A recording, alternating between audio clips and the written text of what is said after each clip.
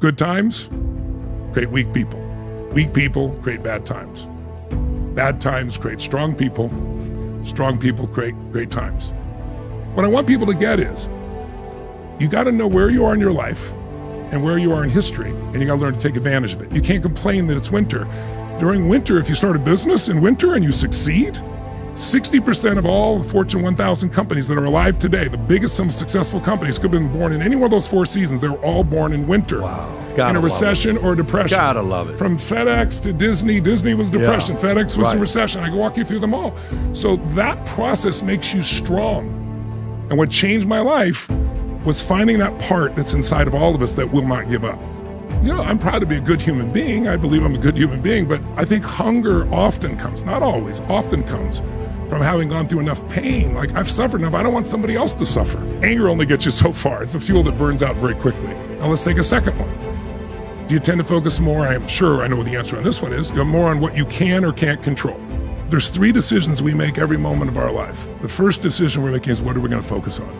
Right now, there's millions of things we could focus on. People listening could be focused on what they're doing, what we're saying, whether it matters or not, you know, a million things, right? But we only focus on a small band of things, and whatever we focus on, we experience in life. But then the second decision you make as soon as you focus on something is you give it a meaning. Is this the end of the beginning? If you think it's the end of a relationship, you're going to behave very different than the beginning. Is this person dissing me? Are they challenging me? Are they coaching me? Or are they actually loving me? Whatever meaning you create produces emotion, and those emotions control your third decision, which is, what are you going to do? We don't experience life. We experience life we focus on. But once we understood seasons, we knew if you do the right thing at the wrong time, there is zero reward. But if you do the right thing at the right time, the rewards are immense. So if you plant in the winter, I don't care how hard you work, or the summer, you get nothing. It's like recognizing the seasons changed humanity. Well, there's a season in your own life. Some of your viewers are younger, maybe 0 to 21. Think of that as springtime. When it's springtime, what does spring have? Everything grows easily. If it's a springtime in business, you think you're a genius because your business grows. Everybody's business grows because it's a time of tremendous optimism and immense growth. The environment's different, people's attitudes are different. But these cycles go through 18, 20-year cycles. If you study 1,000 years of Roman history, which I've done, or 500 years of Anglo-American history, you see about every 18 to 20 years, there's a shift. It's kind of like we exhaust an emotion. Do you ever smile so much your face hurt? Yes. You know what I mean? So you need a change. Sure. Well, after springtime, the easy time, comes a summertime. And the summer is always a testing time. It's tougher. A lot of people plant in the spring and they go, where's my crop? Are you new? You have to get through all the seasons, right? So summer tests people. And then you go to another reaping time. You go to the fall where it's easy again, where now things flow. Economies go crazy. People want to give you a mortgage even though you barely have a pulse and not a job. You remember those days, Of course, right? No income, no assets. And boom, just give it to anyway. And markets go through the roof. But again, what follows that is winter. And the great thing about life is you never skip from the fall to spring. You always go through winter. Some are short, some are long, some are hard, some are easy. But we go through them. They have a purpose. They weed out the wheat. They make us, if we push through it, stronger. They make everything better going forward. So there's a purpose in every season.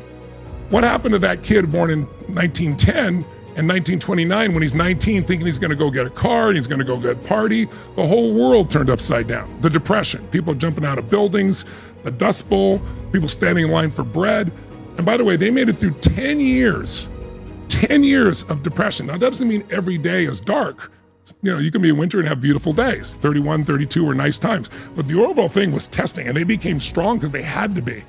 Then right when they turned 29, 1939, what happens? World War II. You and I weren't alive then, but anybody who was alive then, it looked like the world was ending. Hitler was taking over countries in days, blitzkrieging everywhere. And so what happened is that generation volunteered and went to war, and they won the war, and they came back the heroes. They're now known as the greatest American generation, and they were known as flappers and losers. What made them strong was pushing through winter. Everybody, listen to me now, everybody goes through winter if they live 80 years plus. You know, if you look at the history of the world, good times create weak people. They're not bad people, they just have never been challenged. So I had these experiences that challenged me so strongly, and I met the challenge and it changed my sense of identity about who I was and what I was capable of. And then I couldn't help but spread that. And I slept on the hill one night, it was raining, and then the next day I was like, I can't stay in the rain. I went to this girlfriend's house and they let me stay in their, their little, washing machine room. And then I took the little money I had and I took these buses and I bought a book. I went to Claremont, California. It was about 15 miles away. And I bought this book at this bookstore called The Magic of Believing by Claude M. Bristol. And it talked about how to program your mind. And I was writing on the mirror in the laundry room all my goals. And I made these posters that only a idiot gets depressed, only a loser gets depressed. It's not true, but that was my way of leveraging myself, right? And I started to make these changes. And then I tried to go to work for Jim Rohn, and it was Christmas, so I had to keep working as a janitor. And what changed my life was finding that part that's inside of all of us that will not give up. I was so driven. It was a way of finding love with my father, was by becoming better. Mm-hmm. And I also had huge drive because I just wanted to be more. I didn't want to settle. I looked at our family and all the pain that I saw my mother go through and we would go through, and I was like, I'm not gonna have a future like that. I'm gonna find some way to do more. So it produced drive. So even when I was in sports, I was so competitive in junior high school that I was a little guy, but I played linebacker and quarterback. And during practice, guys would complain because I'd stick them so hard. And I'd say, get strong. I'm half your size, but you get low, you can take anybody out, right? So I had this intensity and that level. We don't experience life. We experience life we focus on. Meaning what's wrong is always available, so is what's right. Whatever you focus on, you feel, even if it's not true. If you imagine something horrible is going to happen, you feel it. You're in your body, right? So focus equals feeling. Focus equals reality to the individual, even though it's a reality in actuality. We decide every moment we're deciding what to focus on, but most of us don't decide consciously. It's based on habit. So we're not in control. But we can consciously choose what to focus on. When we decide what to focus on, our brain has to come up with a meaning, like we said, the end or the beginning. Loving me or dissing me, whatever the case may be. And that affects your emotions, which decides the third decision, what am I gonna do? Let's start with focus. Let's take 3 patterns of focus for your audience.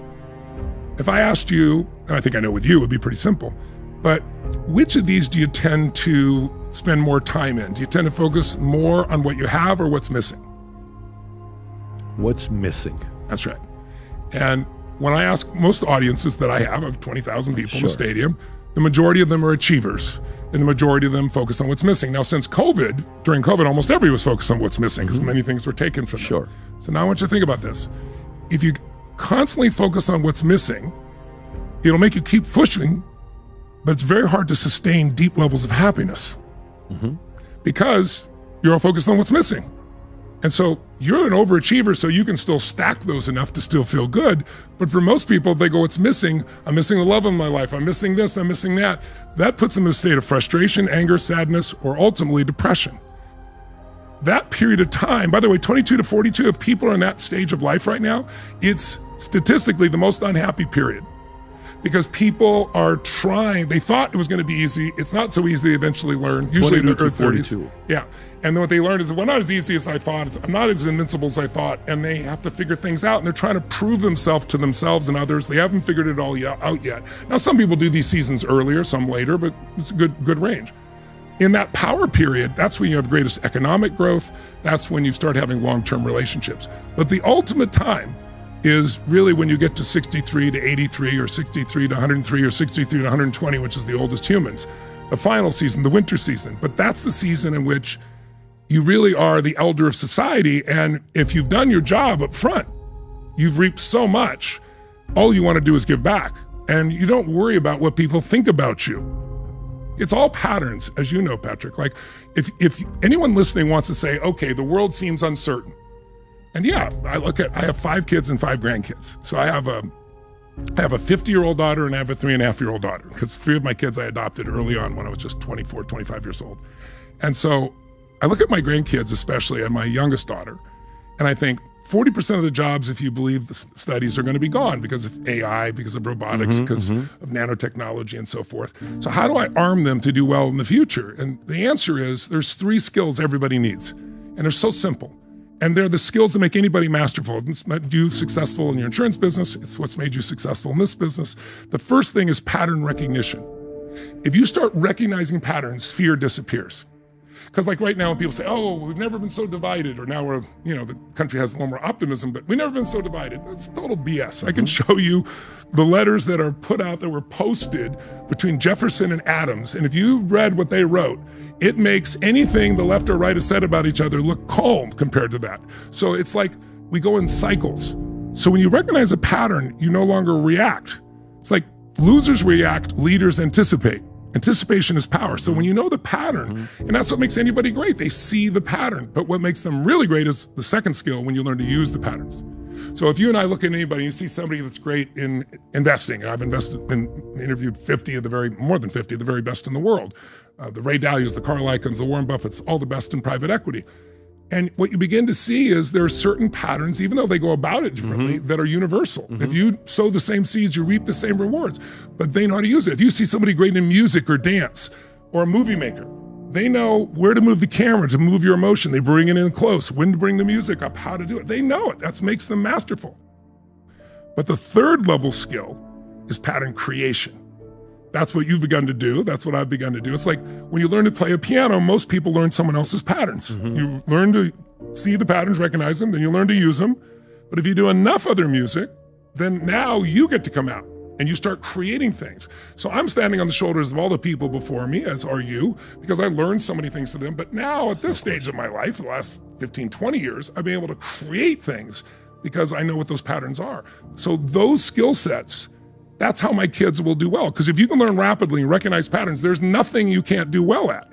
And that's really, by the way, noting the patterns of where we are in history, the pattern of where you are in your own life. I'll give you a simple example. What made human beings go from survival, living in fear, where we're hunter-gatherers, to where we could stay in one place, build communities, build cities, build countries, have homes, have the education. What made that possible was one pattern recognition that changed humanity. Seasons. Seasons. Until we understood seasons, we had to constantly move from place to place and hope we could find our food. But once we understood seasons, we knew if you do the right thing at the wrong time, there is zero reward. But if you do the right thing at the right time, the rewards are immense.